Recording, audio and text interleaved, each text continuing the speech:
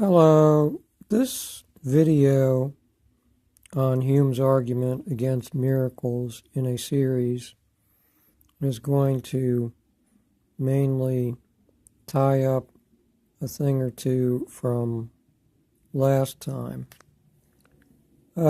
First, I made the statement that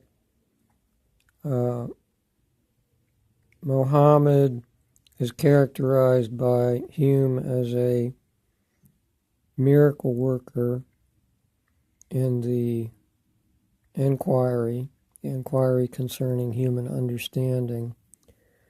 And this was kind of prejudice on Hume's part, not even working with the historical or scholarly resources he had at the time, in the 1700s, that is, such as English translation or two of the Quran. And to update a bit on that,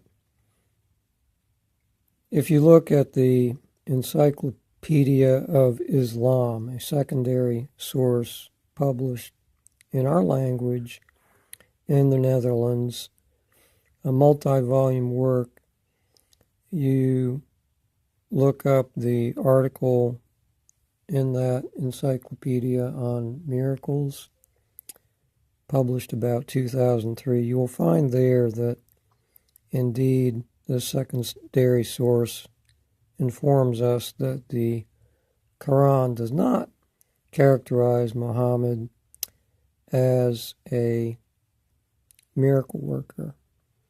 Now, it is true that the traditions of the Muslims, the unwritten word-of-mouth traditions that were later written down in various collections, they do characterize Muhammad as a miracle worker. However, obviously the focus of Islamic actual faith and belief is more the Quran than the traditions, and certainly the more well-educated Muslims would pay attention to that. And certainly Hume in the 1700s had very little information available to him about the traditions of the Muslims, the so-called hadith. And so it was mere prejudice on his part to characterize Muhammad as a miracle worker. An interesting thing about unbelief, such as Hume exemplifies, is that in leaving a certain religion behind, renouncing it, let's say Christianity, that the person who does this tends to view all religions as if they were versions of what he left behind. At least that's the temptation for him to do.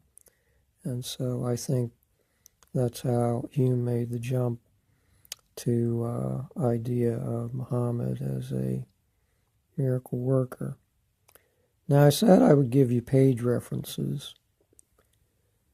At the time of the last video, I was using the Edinburgh 1826 edition of Hume's works, and I believe that's volume 4 of the works in the 1826 Edinburgh edition, page 142.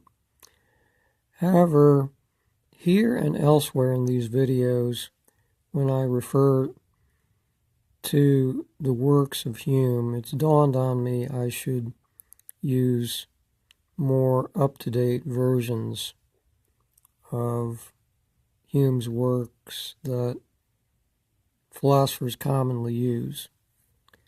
This, in particular, there was a 1902 edition published at Oxford, editor, well, I'll get to the editor's name in a moment. Well, in that work, which is consists of Hume's two enquiries, the inquiry concerning human understanding, followed by the inquiry concerning the principles of morals. In that, it's page 122 that the Mohammed quote occurs.